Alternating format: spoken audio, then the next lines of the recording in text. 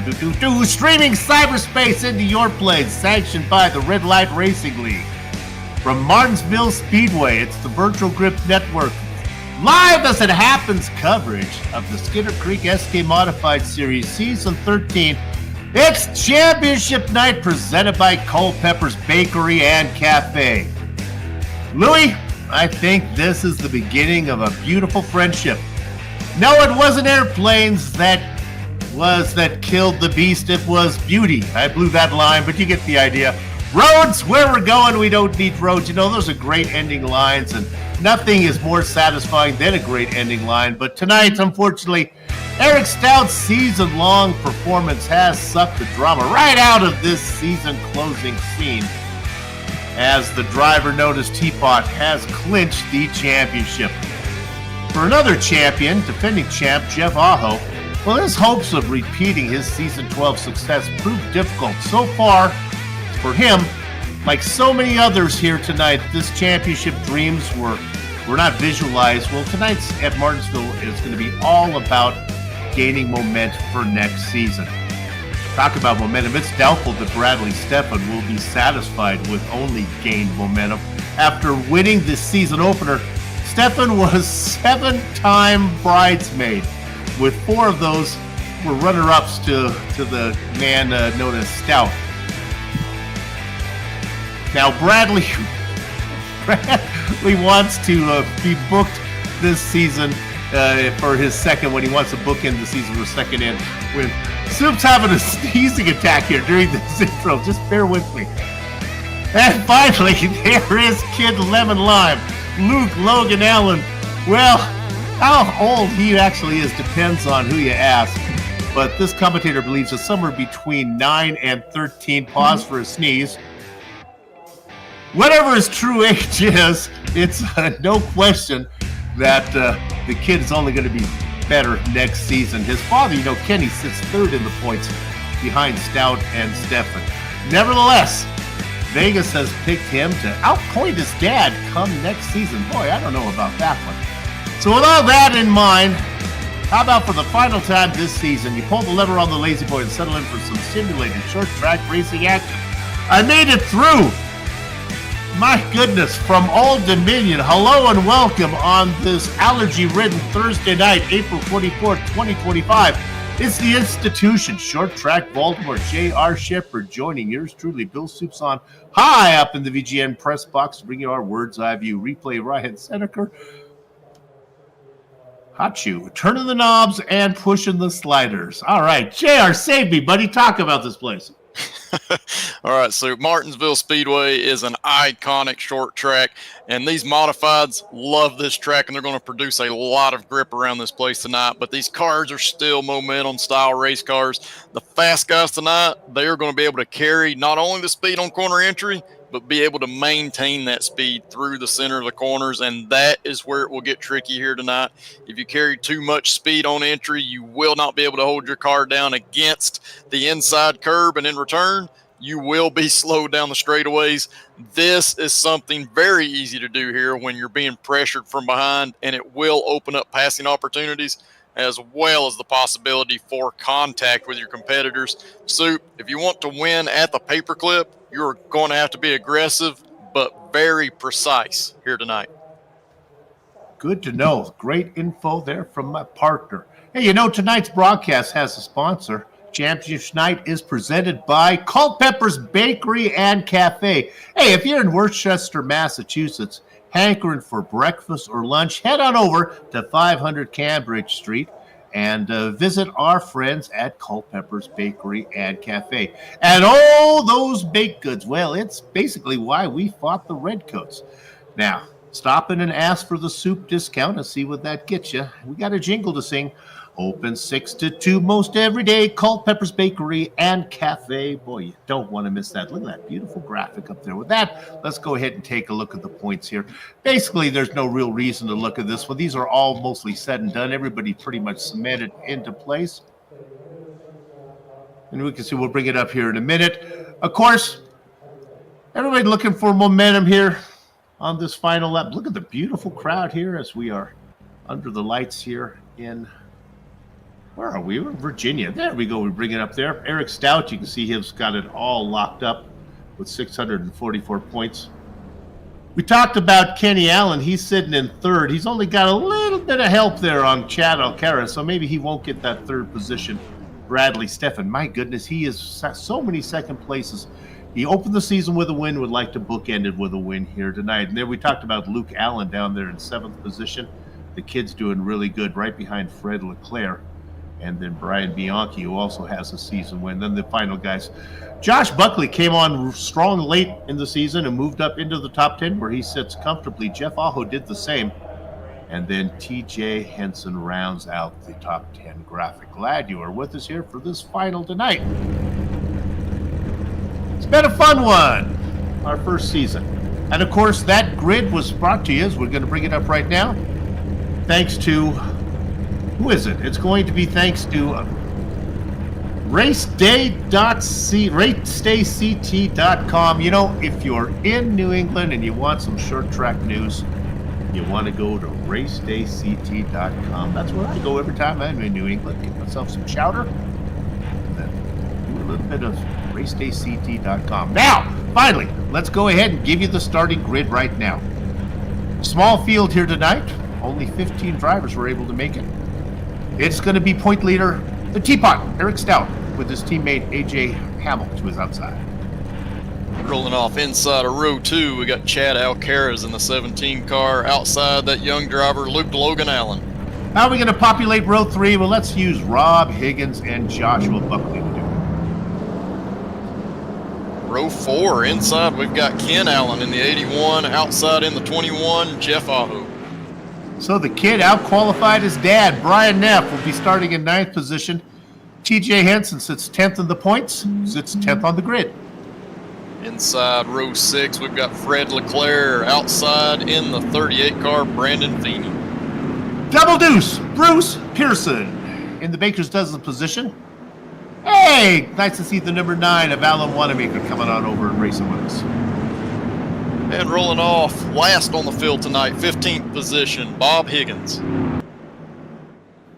All right, everyone knows how to race at Martinsville. We got a small field of 15, very small field based on Red Light Racing League standards. The parade lap is in. Now the control will be turned over to the flagman. Remember, Stout and Hamill will have to wait till the flagman waves before they go. Yeah, cars. Go ahead. No, sorry, that's absolutely correct. And the benefit to AJ Hamill at this place is that that outside line can work on the opening here if he can maintain that side-by-side position with Stout. Good news for the driver on the outside of row 2, which would be Luke Logan Allen for the final time this season. I hope you're ready. Gather up the chicken steak, cover on the cows, because the horses are out of the barn.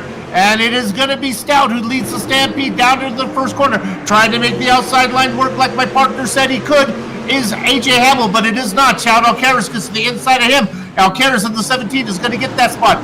Nowhere for Luke Logan Allen to go on the outside as he loses spots. Moving up on the inside now. Watch out for Rob Higgins back there in the 40. And the 18 also of AJ Hamill has dropped down into third. And we got a caution.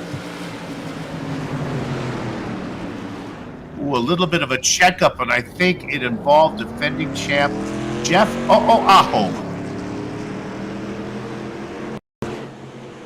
Take a look at the replay here. We see a couple of cars going wide off of turn 4 right there. Aho was looking to the inside. He had to check up.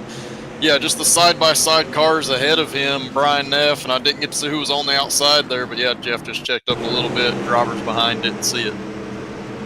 Well, he was back near the back of the pack, and I don't think he picked up a lot of damage there on that one. He just wanted to check up a bit and got back into the driver behind him. So we get our first caution.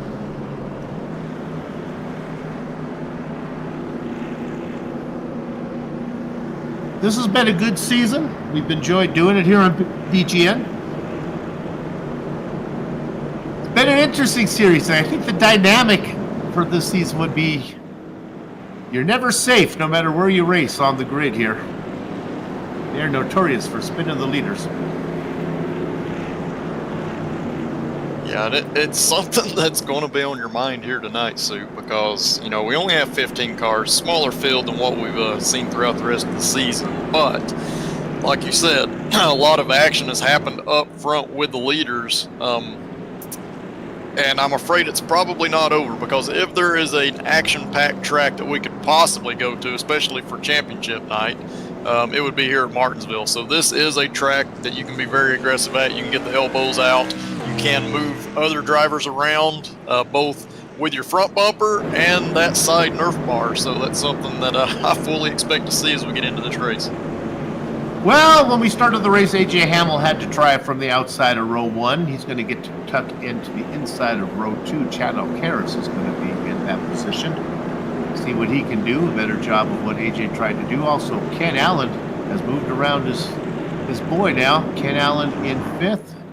He's going to be starting inside of his son. We're going to go around one more time, I guess. Let me talk to you a question here, JR. How do you do brakes at this place? Is this a stabbing thing and just light on? You don't use them at all? How's it work? I think there's multiple ways you can really get around here, but me, myself, I kind of like to let the car float in a little bit, and I don't use a whole lot of brake. You can, in these SK Modifieds, kind of use that brake through the center of the corner, late entry center of the corner, kind of get the car to rotate. And I think you'll see some of the drivers do that, especially as those front tires heat up and wear down and the turn stops happening for them. They'll start to use those brakes just a little bit more. All right, going to be going green, working lap number 7. Stout gets a good jump.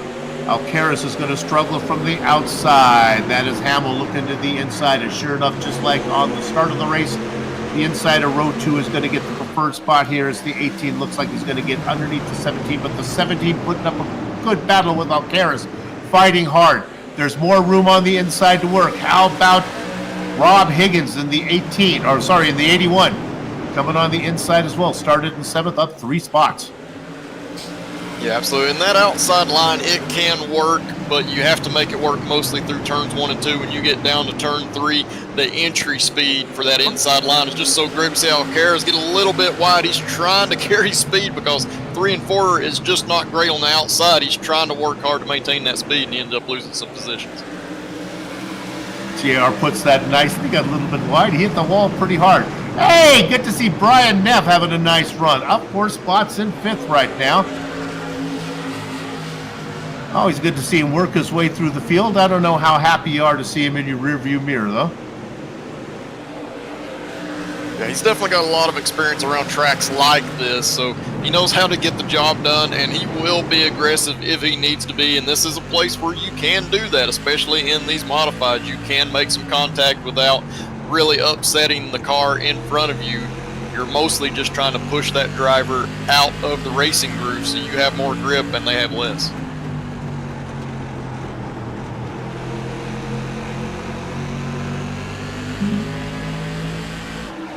Working our way through lap number 12. Everyone pretty much single file now.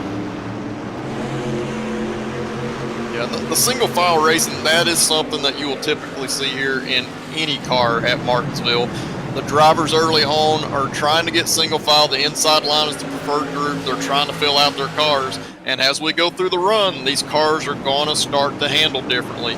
Particularly the front tires are going to get hot. They're going to lose grip, and you're going to start to get tight right through the center of the corner. You're going to have to change the way that you're driving this car.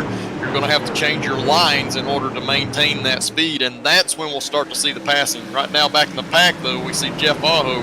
He had that early spin. He's trying to make a comeback at the moment, going by Fred Leclerc. Oh, and Bruce Pearson's going to go around. No caution for Pearson.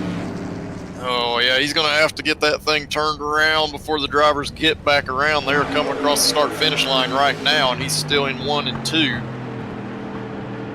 Finally, a caution come out. Now, Pearson got hit. The 62 of TJ Henson got him, and then also coming in late there at the very end, last car in, I think the 43 of Bob Higgins found Pearson perpendicular.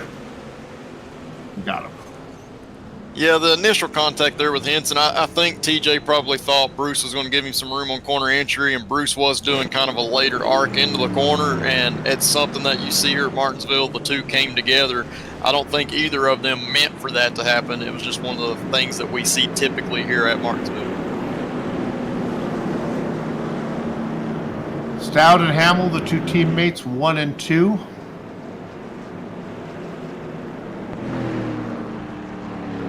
They do allow pit stops and they do allow tires in this series. With a small field, I guess that makes that strategy a little more doable, right, JR? Maybe you're in a big field of 25 or so. You lose a lot of track position, but a small field like this might work for you, huh? Yeah, the small field can actually help. Definitely, I think if you're in the top 4 or 5, I think you're set on that set of tires that you started with. You're going to stay out the entire 100 laps. But if you're toward the back of this pack and we get a caution with, say, 20 or 25 laps to go, you've got one set of tires in the pits that you can come in and take. And I promise you, after the green flag falls, after those first 3, 4, 5 laps, you're going to have so much more grip than those drivers that have been out there for 80 plus laps, and you're going to be able to make those moves to the inside of those drivers, particularly through the center of the corner and exit. And that's where moves and passes are made at tracks like this, on the exit down the straightaways.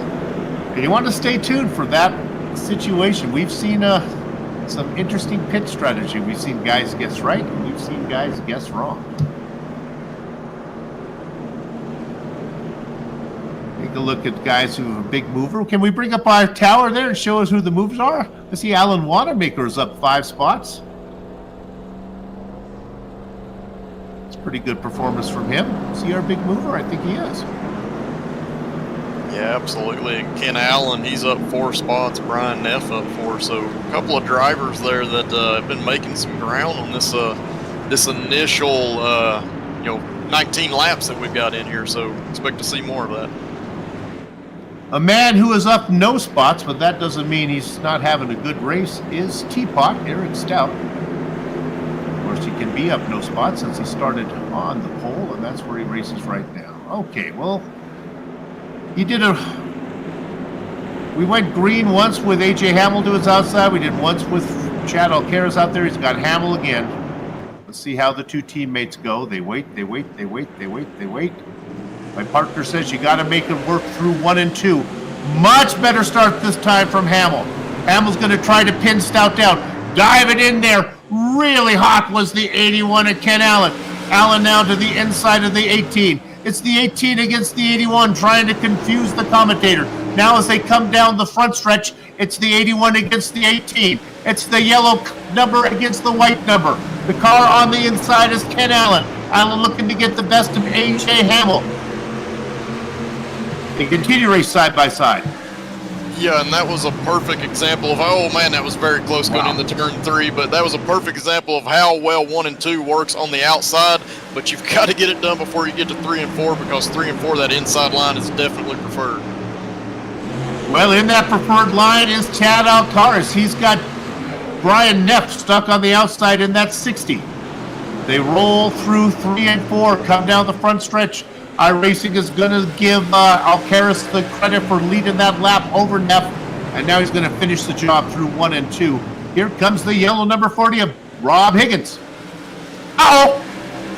Neff got in the wall, came down, got into the 40. Higgins keeps it going straight. Now he tries to bring it up on the inside of Kid Lemon Line. Luke Logan Allen makes it work. We avoid the yellow. Yeah, great job by Higgins there on the re-entry, because he had to enter turn 3 very shallow, and that could have created a big mess, but he did a nice job not getting into those other competitors.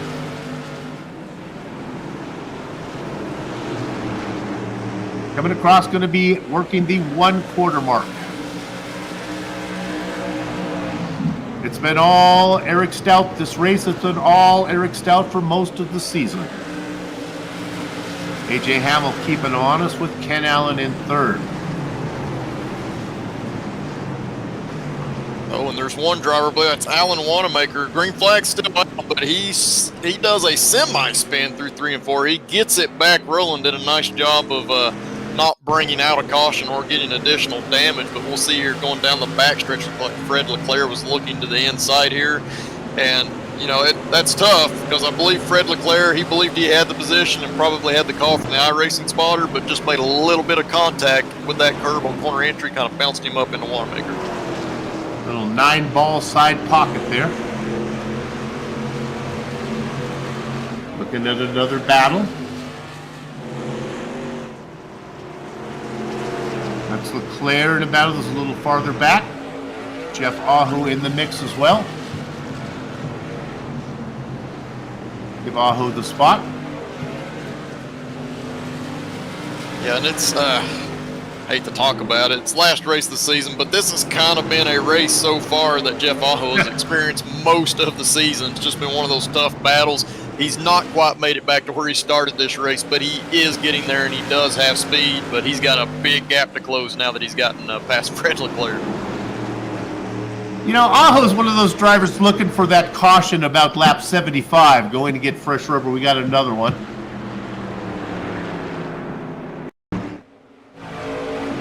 Our director has found it. Who are we looking at? Oh.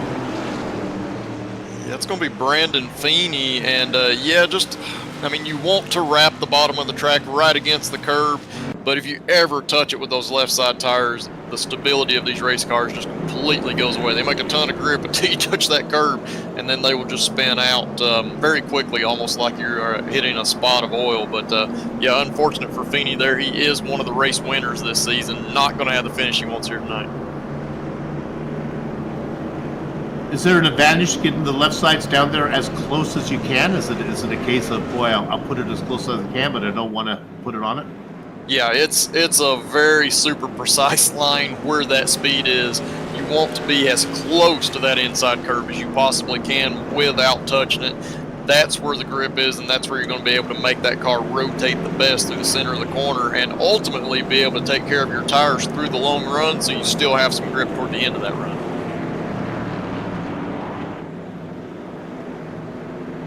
Working lap number 31. Race number 16 of 16. We made it.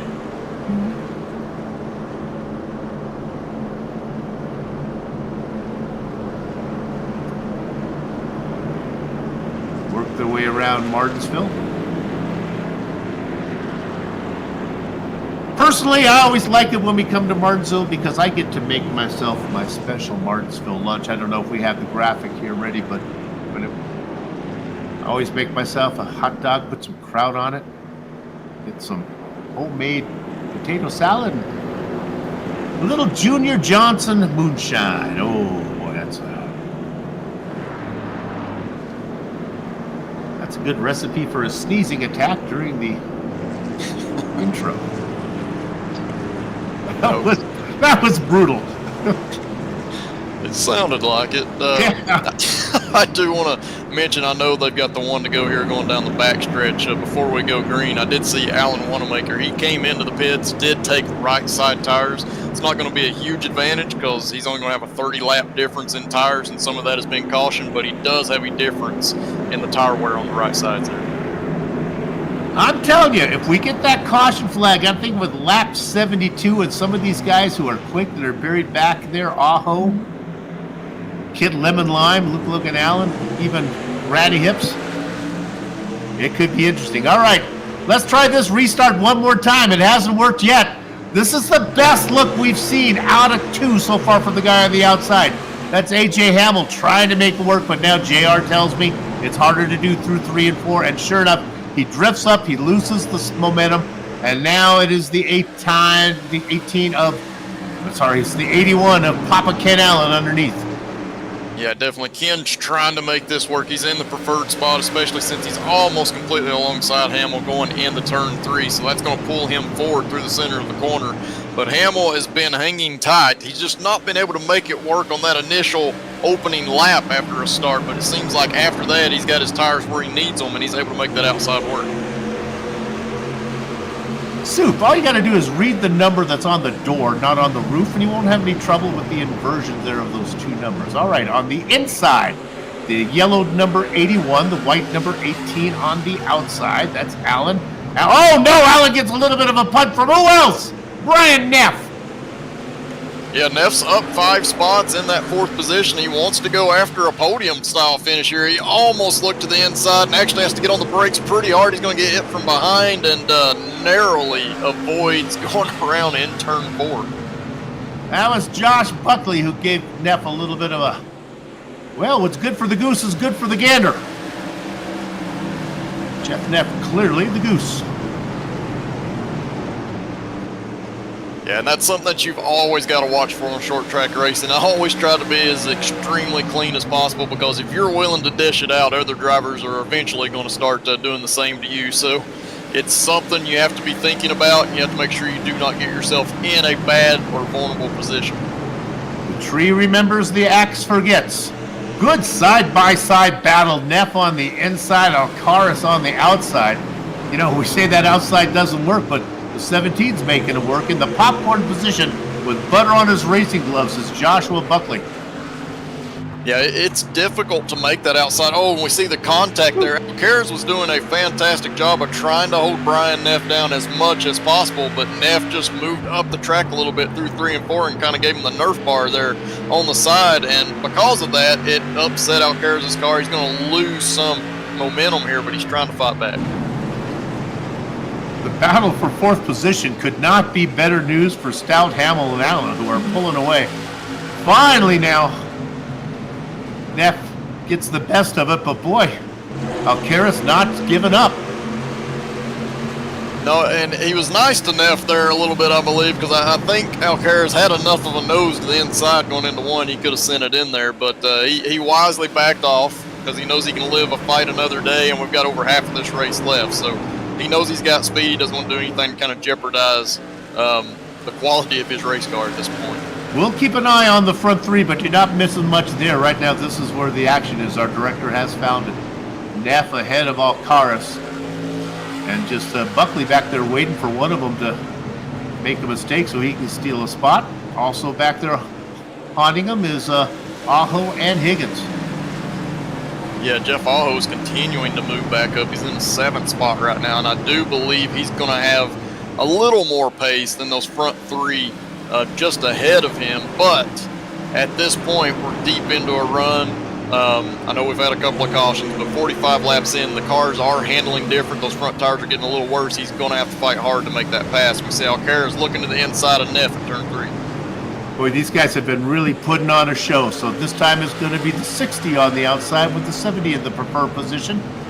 Granny hips back there. Josh Buckley trying to pick which teller at the bank is the one you want to go through? Which checker at the supermarket is the one that's going to be fastest? He's chosen the inside line. A little bit of a hockey shove there from Buckley, and Neff now falls back another spot. Yeah, and you could see from that view, Neff, he's going to get taken advantage of a little bit again there. I believe he's going to complete the pass on Aho that was looking to the inside. But yeah, that one of the things that you see from the drivers that are being passed, if you're stuck on that outside lane, you're doing everything you can to try to get in behind that driver that's passing you. You're not necessarily trying to hold them off. You're trying to get back in behind them, and Neff was moving on the straightaway trying to do that and get down. But if the cars that are lined up on that inside line keep it nice and tight, you just do not have a spot to get back down. Give credit to Jeff Aho again, who was in a rough situation, and he checked up a little bit and backed out of there. And I'll be gosh darned if he almost didn't get turned again from Rob Higgins. Every time Aho lifts, he gets tagged from behind. The guy's going to be gun shy to get off the throttle. But now he's got a little bit of a rhythm going on. Yeah, you know, it's tough for Aho because I believe that he wants to be a clean driver, and that's why he's doing that checkup that we're seeing. But at short track racing levels, when you start to do those checkups, I've struggled with this myself. You end up getting contact from behind, so it's a very difficult balance. I'm not jealous from where he is right now. It is a tough job out there, especially in these modifieds. And to put a little bit of the responsibility on him, when he started the season, Aho was a much better qualifier. It seemed like he was starting up front a lot. Then as the season progressed, we saw him starting a lot of races back in amongst it. And, when you're in amongst it, you get caught amongst it. And that's a great point, and that's something for these drivers to think about going in the next season, is working hard to get better at qualifying, because we do qualify each and every week in this series, and having that position toward the front is going to keep you out of harm's way throughout these races. And we see Alan Wanamaker, he's got that fresh rubber on the right side here, and he's trying to make that pass on Bruce Pearson. He's up 3 spots total for the night, but still running in 11th place right now. If you watch VGN on Saturday nights, you've seen Bruce Pearson and Alan Wanamaker battle for lap after lap after lap together. Great to see them coming over and racing on a Thursday here in this great series in Red Light Racing League. They continue to race. Who's going to get the best of it? Yeah, and Soup, that's a great example for those that may be watching at home that are newer to iRacing, wanting to get into this themselves. Find yourself a league to race in. If you can get familiar with the drivers that you run against each and every week, you know how to race those guys, and you get the racing that we're seeing here that's being produced here on the screen right now between Alan Wanamaker and Bruce Pearson. They understand how to give each other room but still race hard, and it becomes extremely enjoyable when that happens.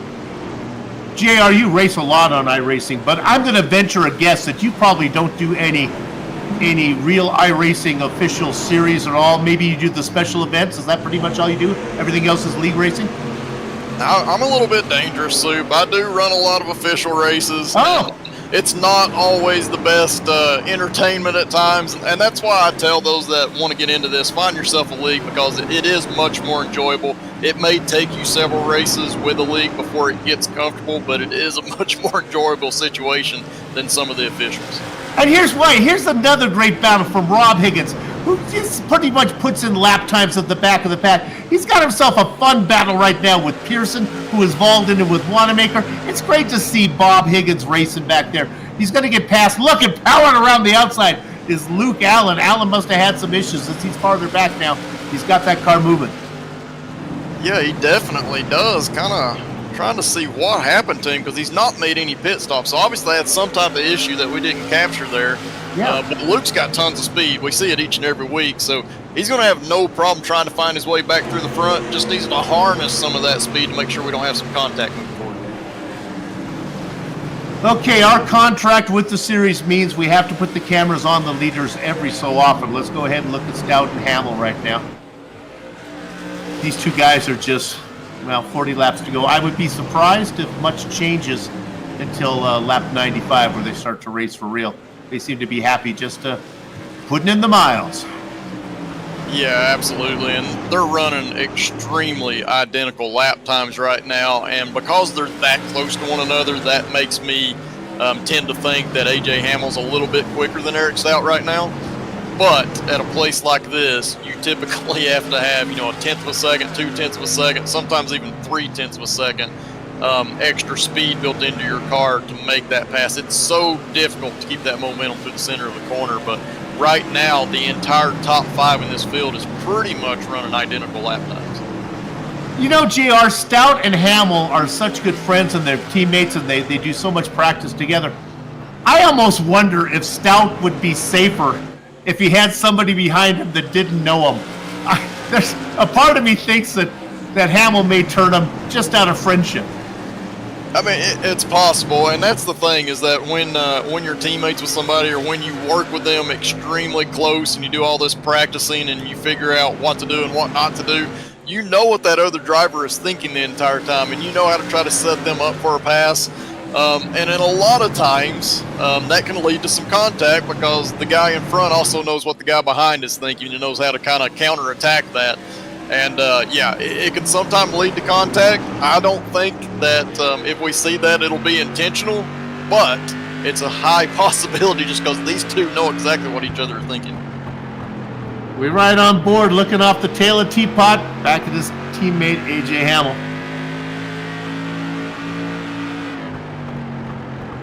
Boy, that's fun to watch. I could do 100 laps like this, Director.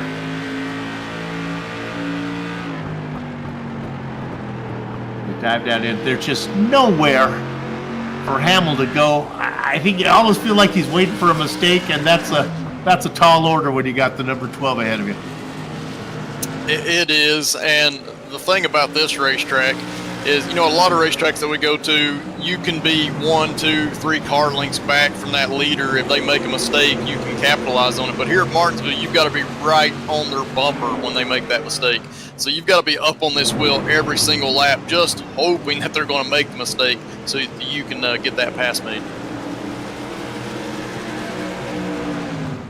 You know, and that's why sometimes the best racing is a little farther back in the pack. Let's go to car number 43. This is Rob Higgins. He's here. There's Kid Lemon Lime, Luke Logan Allen to the outside, the 62 and TJ Hansen. Sometimes the best racing is in the back because when you watch guys in front, it's kind of, I like to call it like watching a game of tic-tac-toe. Would you rather watch it between chess masters or toddlers? Well, obviously a game of tic-tac-toe between 3-year-olds is going to be more exciting because more mistakes are going to be made. And right now, it's really fun. Watch these guys. I just saw that was a Kid Lemon Lime put the car in the wall a little bit. He's back here. Now, let's go ahead and bring in a car that's 3 laps down for fun. Brandon Feeney. Yeah, definitely. And so is TJ Henson. So Henson and Feeney, they're actually racing each other for positions. They are 3 laps down, but that's why they're mixing it up with this group right now because they're trying to get the best spot or best finishing position possible for themselves. And it's all about momentum. Everyone would like to close out the season on a high note. And Jeff Aho, we see Josh Buckley there on the screen. He's just ahead of Jeff Aho. Both of these drivers are up positive positions from where they started, but Aho has had a long night in the first 72 laps, had that spin, has had to come back through the field from 15th, and he is into 6th place right now. I think his tires are probably starting to feel some of the effects of the passes he's had to make. So he's not as quick as what he was at the beginning, but he still has plenty of speed, and I believe that Buckley also has that speed, and they're trying to close in on Chad Alcaraz up ahead. A little bit of junkie racing right now. Everybody all strung out. What I'd like to do, Director, I want to show like the front 2 and then show the gaps, how some of these guys are apart here. So you see that Stout and AJ Hamill are racing next to each other. There is probably about a 10-car length gap back to Ken Allen. Let's go back and look at Ken Allen. He's all by himself. Look at that. Here comes the leaders go by. There's Ken Allen all by himself in 3rd. You go back to 4th. It's Chad Alcaraz. He's probably got 15, 20 car lengths back before we get back to Josh Buckley. I guess Buckley's in a little bit of a battle here. He's got Aho behind him and Jeff Neff. So maybe one of the best battles on the track. Go a little farther back. You get to Rob Higgins, who's racing in 8th, and the yellow number 40, nobody around him. Fred Leclerc started at 11th, racing in 9th. Got a little bit of hassle going on there from Alan Wanamaker. I expect Wanamaker will probably get that spot pretty soon. Bruce Pearson in 11th spot, all by himself. And then Luke Logan Allen back here racing with a lapped car. So not a whole lot of stuff going on. Yeah, there's not a lot at the moment. It's pretty calm out there on the racetrack. I've been kind of watching some of the lap times also, and we are starting to see a mixture of lap times throughout this field. AJ Hamill continues to be slightly faster than Stout. He's just got nowhere to carry that speed. But I do see back in 4th place Chad Alcaraz, who's got some ground to make up. He's a little over a second back right now. He's been running almost a 10th of a second faster than our leaders. So he's trying to close in. And along with him, Josh Buckley and Jeff Aho, they have similar speed to Alcaraz. So those drivers are trying to close those gaps you just talked about. You watch a lot of sim race broadcasting that isn't done by the Virtual Grip Network, and you'll see them focus so much on the leaders. We pride ourselves on showing everybody throughout the field, but I'll be honest with you right now. The best battle here, and maybe for the last 20 laps, we're going to focus our attention up on front. I don't know if anything can be done, but Hamill is trying everything he can to pester his teammate. I think he is faster. Stout is wider. Yeah, he's definitely faster, and he's being aggressive. I've been watching him. He's trying some different lines. He's trying to really send it into turn 1. I've been watching him in turn 3 and 4 try to do an over-under type move, and he's got the speed. He's just not quite got enough to get to the inside on corner exit. So Stout is doing exactly what he needs to do on corner exit to maintain that momentum, but Hamill is working him over really hard right now. There could be a lap traffic situation as the 43 of Rob Higgins is up there, although Higgins is having a pretty good pace. Not sure if these guys are going to be able to catch him in the final 18 laps. Now, Higgins will do a good job. He's a veteran. I've watched him a lot. He'll get out of the way. But sometimes even taking that outside line, if you're a back marker, you can slow down a guy's. You talked about corner exit. If Stout hits him at the long place, he won't be able to take the car all the way out, all the way wide, right? Yeah, correct. Yeah, you really have to time that as a leader, and it's not easy because you never know exactly what that lap car is going to do, when they may try to give you room or when they may try to race you. But it's all about timing, and you do not want to be held up on corner exit. You would rather be held up on corner entry before corner exit. You have to be thinking about that, and if there's ways for you to slow that pace down so that you catch that lap traffic in a better spot, that's what you've got to do. And that in itself is very tough because that opens up opportunities for the driver that's trying to pass you from behind. And what Eric Stout's going to have to do when he catches that traffic, like I said, it's going to be super, super tough, but he and AJ Hamill are both extremely good at it. Folks, I've been doing this a long time. I've worked with a lot of co-commentators. No better color man than I've ever worked on than J.R. Shepard.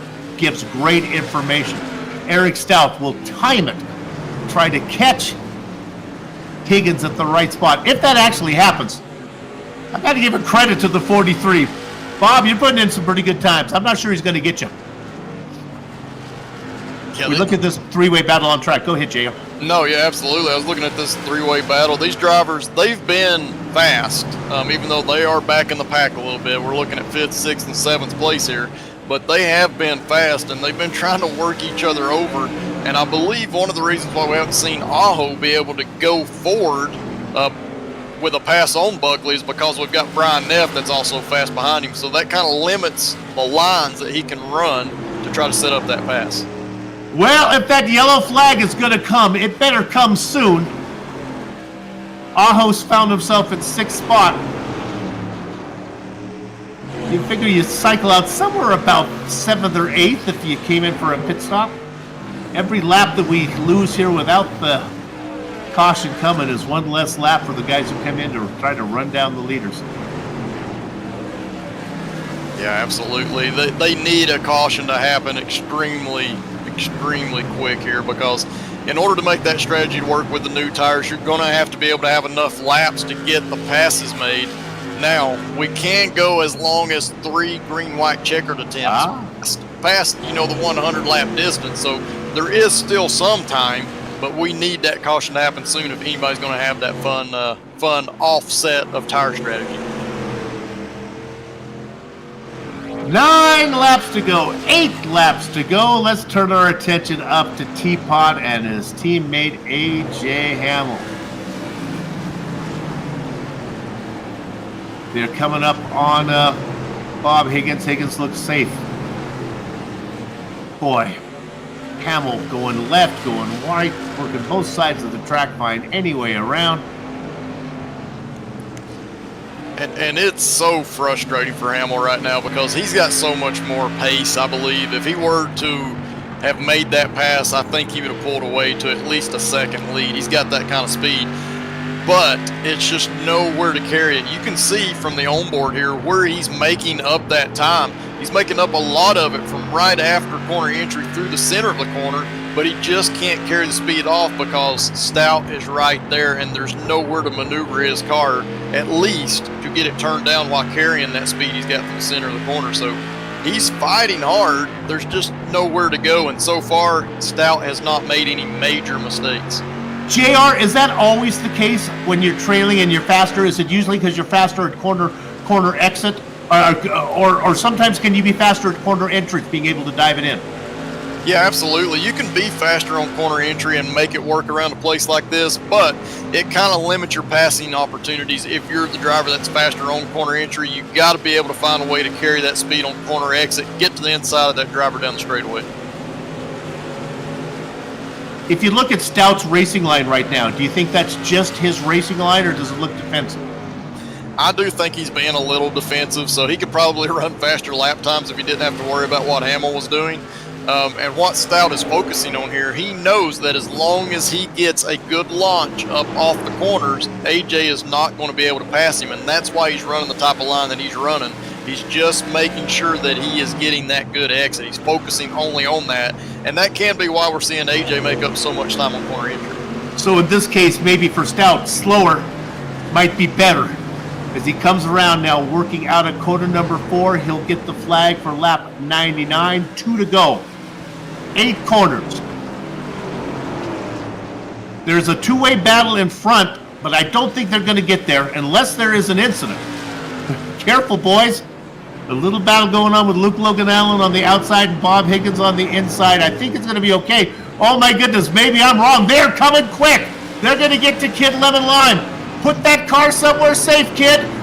He's there. Will it hurt the corner exit of Stout? Oh, a little bit, but I think he's okay. 2 corners to go. He's got enough clear track ahead of him. He has dominated all season long. He's going to pick up his 2nd championship. Got his first one, season 10. Gets his second one, season 13. Congratulations, Eric Stout. A.J. Hamill will get 2nd. And Papa, Ken Allen, finishes in 3rd. Ooh, doggy. We hope you enjoyed that one. We hope you enjoyed all 16 races. We're going to take a short break. We'll come back.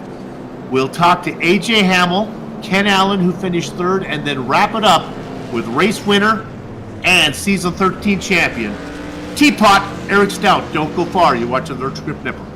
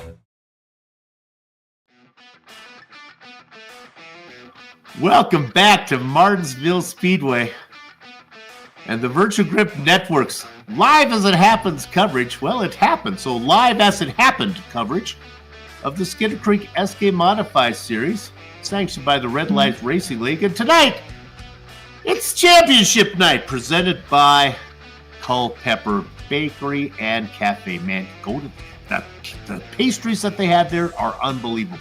The results are in. Let's give you the finishing order right now. Well, he started on pole. He led all 100 laps. The closest time he ever thought about losing the lead was during restarts, but he was able to fend everybody off. This really puts an exclamation point on his season. We're talking about Teapot Eric Stout, your season 13 champion and season finale race winner. AJ Hamill comes in second with Ken Allen in third. Back half of your top five, Chad Alcaraz. And Joshua Buckley was able to stay in front of Jeff Allen for most of the race. I'll take it down to the finish, the top 10 here. Brian Neff will come home in 7th, 8th, 9th, and 10th. Well, that's going to be Rob Higgins, Alan Wanamaker, and Fred Leclerc. And I'll give the last five to my partner. Yeah, coming home tonight in 11th spot will be Bruce Pearson. 12th place will go to Bob Higgins. Luke Logan Allen having some issues off and on throughout this race. He's the first car lap down in 13th spot. TJ Henson coming to the party late at the start. He'll come home in 14th, 3 laps down. And Brandon Feeney, he will round out the field in 15th spot here tonight. All right, let's dial up the man who finished second. We're not going to start with the race winner tonight. We're going to start with car number 18, AJ Hamill. Hamill, AJ, we're going to start with you, as we're going to save your teammate for the very end, as he is also race winner and champion. Just couldn't get around him. No, sir. Rare week when I actually had more long run speed than him. Probably happened twice this year. But the momentum just died coming off of both ends. I had a really big advantage on entry and through the middle toward the second half of the race. But no matter how I tried to set it up, I get right there, and then it's just whatever the gearing maybe. I don't know. He pulled just a couple inches ahead and couldn't get the spotter to tell me I was there. That's exactly how my partner saw it, as I was asking him what he saw, and you were clearly faster on corner exit and just nothing going in. During the race, I thought that maybe Stout would be safer if he had somebody that he didn't know behind him. Was there any thought from you of just go ahead and turn in your teammate just because you guys are buddies and he's won enough this season? No, we said going in it was going to be the opposite. We've tried to have 1-2 finishes all year, and we only had one prior to tonight, and we could have had, I think we counted 6. It had things going differently, and half of those were off our own bumpers and tires and Nerf parts. So, no, we were never going to... I don't like to win that way anyway, but I did tell him if he lifted more than I expected, and I probably wouldn't let him go. Boy, he was really smooth. We were watching him. He had to. I'll get you out of here on this one. Do you think he was taking his fastest racing line, or do you think he was taking the safest racing line? I do. I'm pretty sure he was giving it all he had. Yeah. I just had more. I just couldn't use it because he was in the way, in the center. It's always fun to watch. Fine. He won it. He won it in qualifying. That was. He ran a dream lap. We were talking anything in the 16s or 17s was going to be good, and he put down a 14. Won it in qualifying. That's exactly what happened. Well done. We'll see you next year, okay? You won't, actually. I'll be outside RC racing, but I can't wait to be back in the fall. We'll see. All right. Good deal. We'll keep the series warm for you when you get back. Well done. Thanks, see you down the road. Second place today, AJ Hamill. All right, JR, who you got? I'm here with Ken Allen. Hey, Ken, congratulations on that third place run here tonight. I got to ask you, we're at Martinsville. You were able to make some passes here tonight, but how critical was it to try to make those passes right after one of the green flags? Very critical for me. I didn't get a lot of practice this week, and I didn't know how the car was going to be on a long run. And quickly found out it got very icy after about 30 laps. So I was glad to establish my position early and hold on there.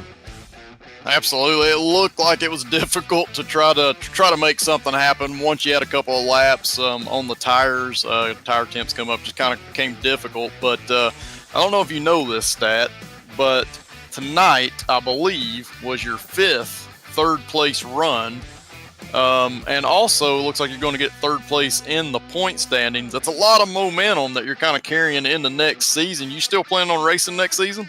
Oh, I'll be here. Unfortunately, me and Luke will miss week 1, but we'll make the rest.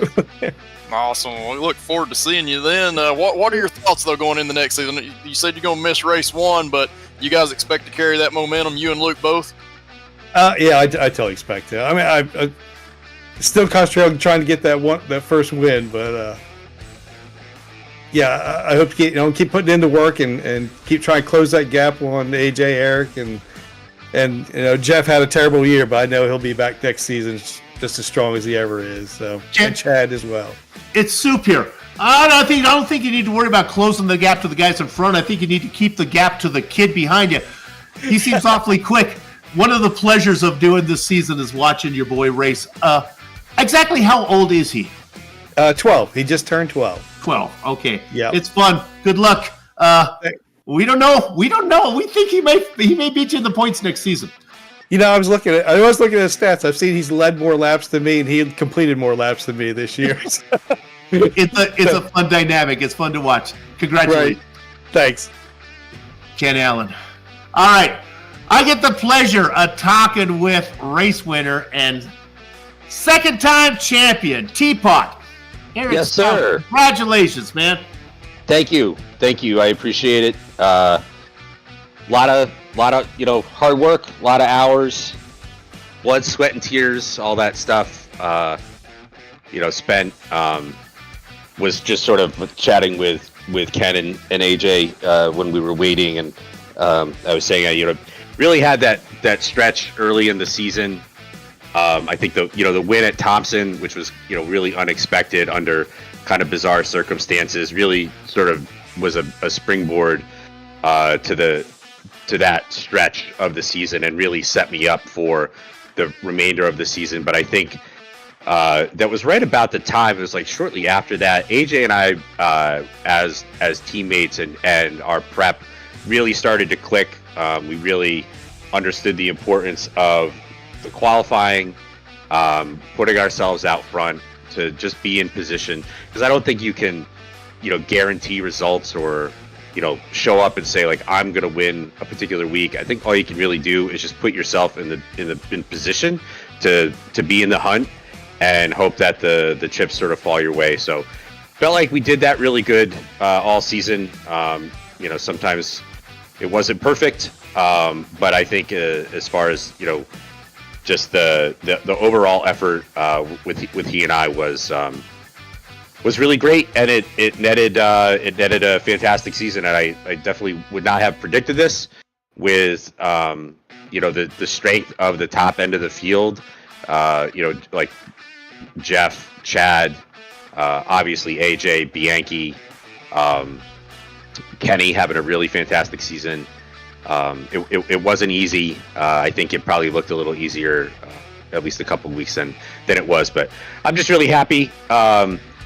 Happy for a little bit of a break. But I do have some comments prepared. I know I sort of rambled there, but all right. If you don't mind indulging me for a couple minutes. So I really, I try to approach life and approach the season with a lot of gratitude. I have a lot of appreciation for the fact that I even get to do this, and that it gets to be broadcast on YouTube, and that my friends and family get to, watch me, do this silly thing, and root for me, and we, talk about the races afterwards as though it is a, real life race. And I also know that winning requires luck, or as Billy Zane might say, you make your own luck. And I feel like both of those things happened this season. Again, just, trying to have a good attitude, not be too greedy, and put myself in good spots. And I think Thompson's probably the best example of that, where I got a little lucky, but because I made some good moves and made some good decisions, and it ended up working out. So some thank yous. I got a little list here. Want to start first and foremost with my wife Lauren. It was actually a pretty challenging winter for us. I obviously wouldn't have discussed this on air with you guys, but I lost my job in December, January. Place that I'd worked for about 9 years. I thought I was going to spend the rest of my career there, and unexpectedly, found myself sort of on the street, if you will, job-wise. And my wife was really fantastic through all of that, really supportive. I have since found gainful employment, and I'm really happy. But we didn't really skip a beat, and our attitude stayed good. And like I said, she was super supportive, and so I'm just really appreciative of her supporting, all of like the real stuff that matters, as well as the goofy iRacing stuff. Also want to give my family a shout out for tuning in every week, and my friends, especially my dad, with what he went through since January with his cancer diagnosis and treatment. We talked about it a little bit. I went through that myself, and to see him have to go through that was really challenging, and was from afar. So had him in my thoughts, every week when I was strapping into the virtual race car, and certainly this season, these wins, a nice little cherry on top in his honor. Also, got to give some props to my brother Patrick, who was on the pit box with me each week, spotting for me and AJ, and towards the end of the season, Andy, when he was able to join. So I appreciate that. I need to obviously recognize my teammate AJ for helping push one another each and every week, and I think that those results really showed themselves. That second half of the season, he really made up a lot of ground, led a ton of laps, won a race, had some chances to win other races, and like I said, I think we really clicked and gelled this season, and I'm really appreciative for him. I want to thank my fellow admins, Josh and Rob, with a special recognition for Rob. Rob is stepping down from his admin post. And when I came in as an admin a few years ago, Rob had been an admin for a while. And the thing that really, has come out of sort of this, the experience as an admin, aside from being able to, put a product, out there that I'm proud of, because we work really hard together to create it, is the friendships, and really just appreciate those guys and appreciate Rob. And so we'll still have our silly chat going, but I'll miss talking with him as frequently as we have been. Also, I already kind of touched on this, but want to also acknowledge all the guys that show up every week, and all of my fellow competitors, especially Bradley, who was disappointed not to see him here tonight, but he had a fantastic season. Any other year, he probably takes home the championship with the type of consistent effort that he had. But other guys, that had really great seasons. Ken, Luke had some really high moments. Aho, Chad, Bianchi. I also want to give Fred Leclerc a special shout out. I think Fred was the highest point finishing newcomer, and I think put one, possibly two wins under his belt this season. So congratulations to him. And everybody, like I said, everybody that shows up every week. Want to thank Race Day CT, who came on board this year, and Soup, I appreciate you giving him some love during the broadcast. Sean gets my $10 every month so I can stay on top of all the short track happenings throughout the Northeast. Also want to thank Justin and Team 53 for the effort every week on the setups. I also want to acknowledge a couple of longtime supporters of the league, Checkered Flag Auto Supply and Culpeppers, who I believe sponsored the championship night, as they historically do tonight. Years past, we couldn't have survived without them, and appreciate their effort and staying involved. And then last but not least, Soup, I want to thank VGN for putting on fantastic broadcasts all week. Every week, as well as the effort with the write-ups, and I got to do the podcast this year with John, which was super fun.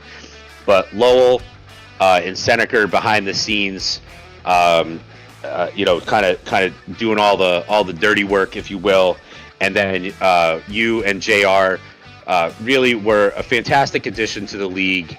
I feel really grateful and lucky that I got to talk to you as frequently as I did, And I really just need to make sure that I recognize you both individually, because you both do very different things, but you do a fantastic job together.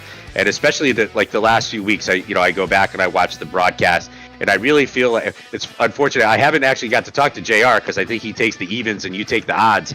But JR is so spot on week after week. He does a great job calling the action.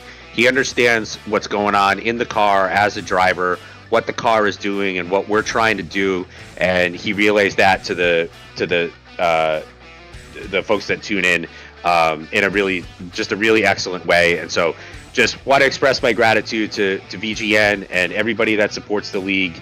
And I'm gonna go have a champagne toast with my wife and enjoy this one for a few weeks, and then we'll see you back here for season 14. Well said, and thank you very much. Congratulations, man. Well deserved. Thanks, Stoop. Take care, guys. Teapot, Eric Stout, your race winner and season champion. Well, that'll do it here for VGN covering the Red Light Racing League for this season. But as you heard, we'll be back when they start up again. We'll give you those dates, so check in on VGN and see when that is. Until then, oh, it's on the screen. Look at that. We're coming up. What tells me these things? I'm not working again. May 22nd, 7:55. Oh, it's going to be at Oxford.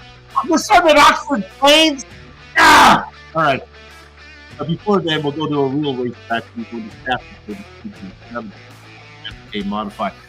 We'll be going to Stafford Motor Speedway, so that's going to be good. Oxford Plains to start the season. Clearly, I was not consulted about that one. Those broadcasts, futures, past ones, are all a production of Virtual Grip Network. With that said, until next time, have fun storming the castle.